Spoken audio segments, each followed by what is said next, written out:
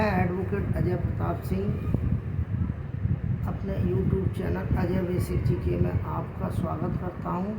Hello friends, आपने इससे पहले जो वीडियो देखा था वह पॉस्को एक्ट के बारे में जानकारी दी थी मेरे वीडियो के माध्यम से। उसमें यह बताया गया था कि पॉस्को एक्ट क्या है और हमें उसकी आवश्यकता क्यों हुई। ठीक है, पॉस्को एक्ट यानी कि लैंगिक अपराधों से बालकों का संरक्षण अधिनियम 2012। ठीक है, इसकी मैंने आपको प्रस्तावना बताई। इसकी धारा 1 और धारा 2 यानी कि सेक्शन 1 और सेक्शन 2 दोनों बता दिए थे। आज है सेक्शन 3। सेक्शन 3 में क्या बताया गया है? इसमें बताया गया है प्रिवेंशन, लैंगिक हमला और उसके दंड। प्रिवेंशन, लैंगिक हमला और उसके दंड। ठीक है, ये प्रिवेंशन क्या होता है? प्रिवेंशन लैंगिक हमला, वर्ड पकड़ना सर।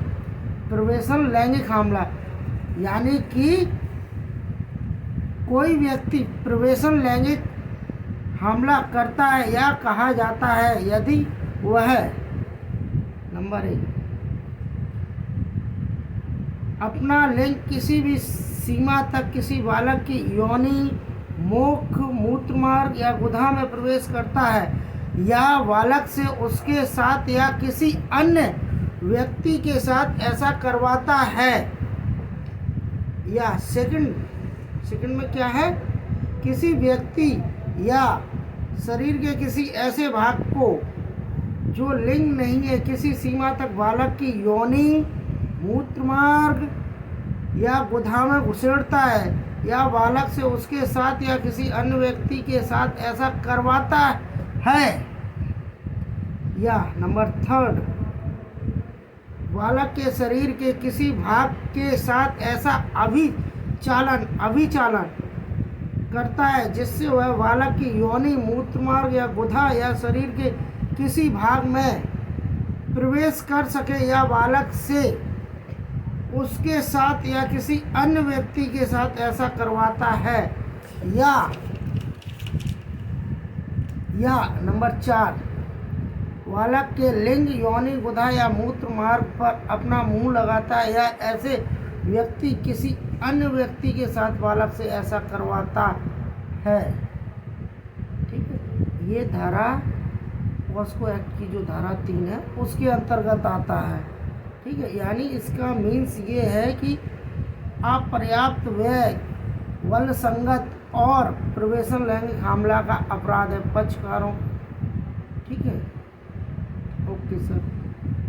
अब इसके लिए दंड कौन सी धारा में? ये धारा 3 का जो भी भाग है उसके लिए दंड धारा 4 में निर्धारित किया गया है। जो पॉस्को एक्ट की धारा 4 है उसमें उसके लिए दंड निर्धारित किया गया है। तो ये दंड कैसे परिभाषित किया गया है? प्रिवेंशन लैंगिक हमले के लिए दंड नंबर 1, जो कोई प्रिवेंशन लैंगिक हमला करेगा वह दोनों में से किसी भांति के कारावास से जिसकी अवधि 10 वर्ष से कम नहीं होगी किंतु जो आजीवन कारावास तक हो सकेगी दंडित किया जाएगा और जुर्माने से भी दंडनीय है। ठीक है फ्रेंड्स। अब नंबर 2, जो कोई 16 वर्ष से कम आयु के किसी बालक पर प्रिवेंशन लैंगिक हमला करेगा वह कारावास से जिसकी अवधि 20 वर्ष से कम नहीं होगी किंतु जो आजीवन कारावास जिसका अभिप्राय उस व्यक्ति के शेष प्राकृतिक जीवन काल के लिए कारावास होगा, दंडित किया जाएगा और जुर्माने का भी दायी होगा।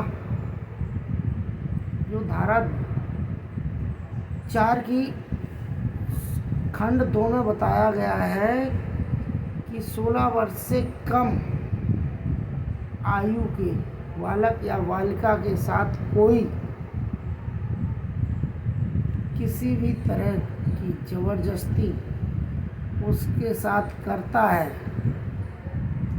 बल संगत होती है और उसमें लैंगिक प्रवेशन होता है तो उस व्यक्ति को सजा के तौर पर आजीवन कारावास, यानी कि जब तक वह मरता नहीं है तब तक उसे जेल में रखा जा सकता है। ठीक है।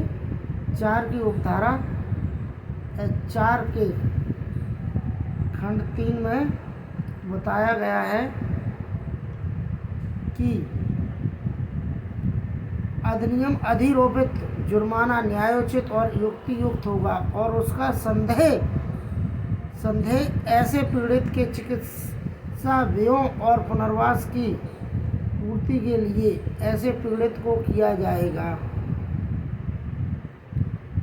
अगर बालक किसी भी मेंटली फिजिकली डिसऑर्डर का शिकार होता है तो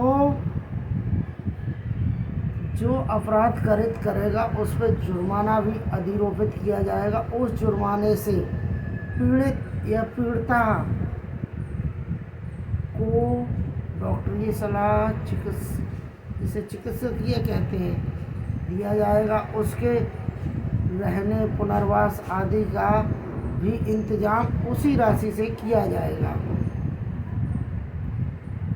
यानी कि 13 वर्षीय बालक का अपहरण बल संगत एवं हत्या परिस्थितिजन्य साक्ष्य पर आधारित मामला है। अभियुक्त की निशानदेही पर सब बरामद किया गया और उक्त स्थान केवल उसके ही ज्ञान में था। बलात्संगत का किया जाना चिकित्सीय साक्ष्य द्वारा साबित। अपराध का हेतु केवल काम वासना थी।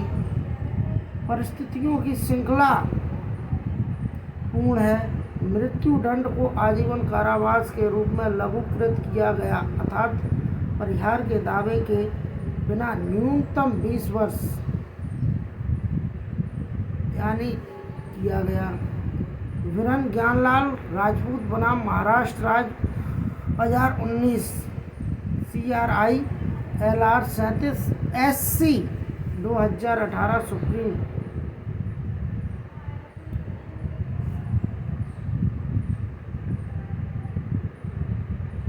Friends clear. पॉस्को एक्ट की धारा 3 और 4 आपको मेरे हिसाब से तो क्लियर हो गई होंगी। 3 में ये बताया गया है कि किस श्रेणी के अपराध कारित आते हैं और जो 3 धारा पॉस्को एक्ट की धारा 3 में किए गए अपराध का दंड धारा 4 में बताया गया है। ठीक है। धारा 4 आज कंप्लीट हुई।